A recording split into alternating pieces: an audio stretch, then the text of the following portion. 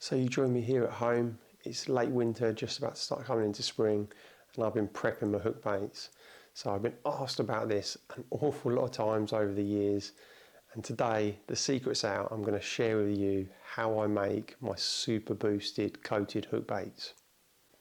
So first off, these hook baits aren't something you can make in 5 minutes. They do take quite a long period of time to make. And you can make them with any hook bait. I like to make them with the Atlantic Heat boilies. They're in themselves, they're an amazing, super attractive hook bait, and I've got utmost faith in them. But I very rarely take a hook bait straight out of a pot and cast it out into the lake. I like to make my hook baits so that they stand out from everything else out there. So over the past sort of 4 weeks now, I've been prepping the hook baits ready for this stage, because this is the stage where people tend to have the most trouble with. So over the last 4 weeks, I started off by getting some hook baits. I added them to a plastic tub.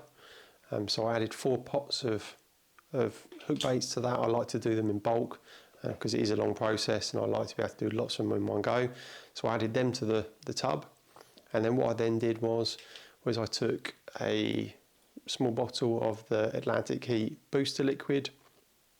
I squirted probably about a third of a bottle into the tub with the 4 pots of hook baits, and then I probably did about a quarter of one of them small bottles of the Scent from Hell liquid as well. So what you do then is you give them a good shake around. You just want to put a fine glaze on them hook baits.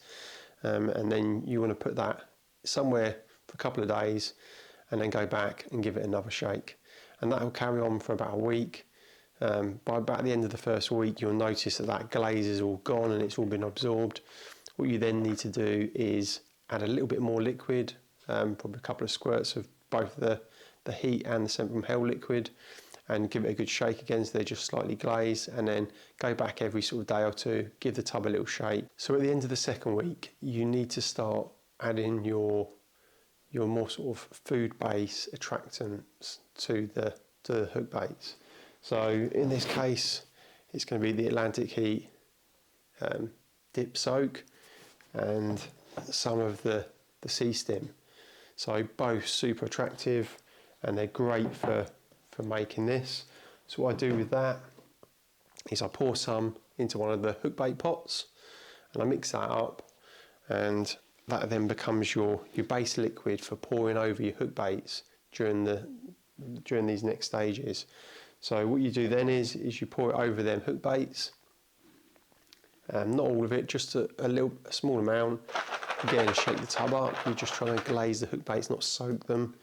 And what you need to do then is every sort of day or so, go back to that tub and give them a shake.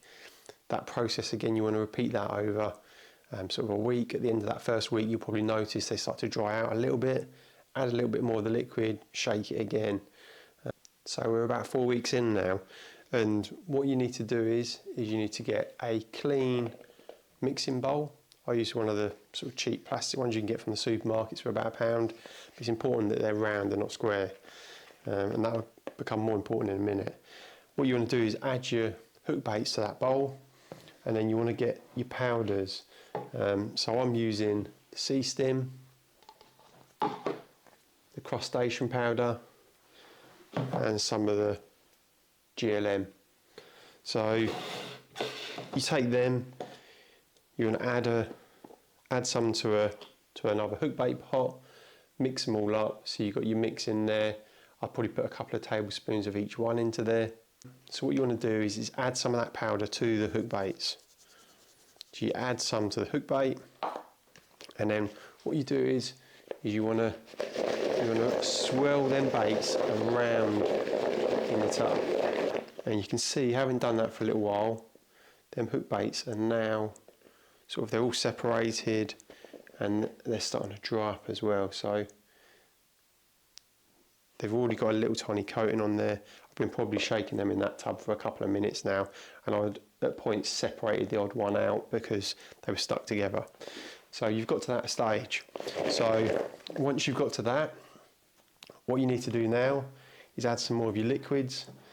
So you get your liquid mix, and again you want to pour some more liquids over the top of your hook baits. Just really fine glaze of it, not loads. So you can see there. So you've just got a fine glaze on the hook baits. And then again, you just want to shake them around in there. They're going to start getting a little bit tacky and wet.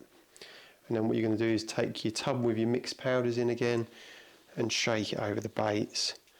Give them a good amount, not too much, but a good amount, and shake them again.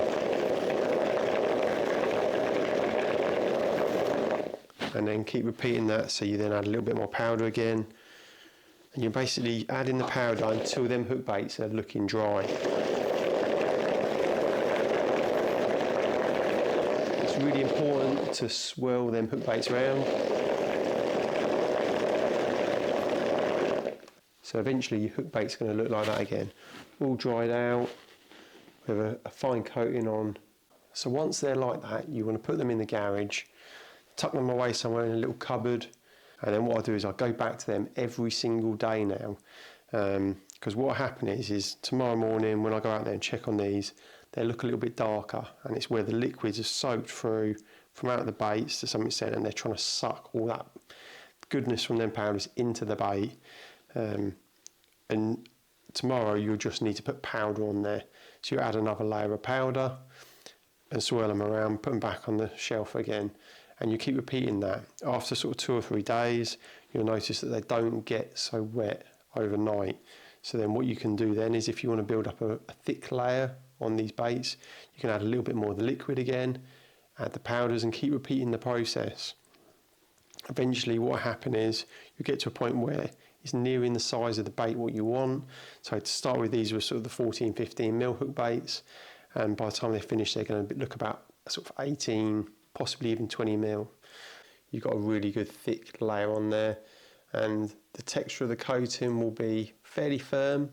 You don't want it like all squishy. If it's squishy, you've been using too much liquid, and you need to add some more powder and wait for that to dry off.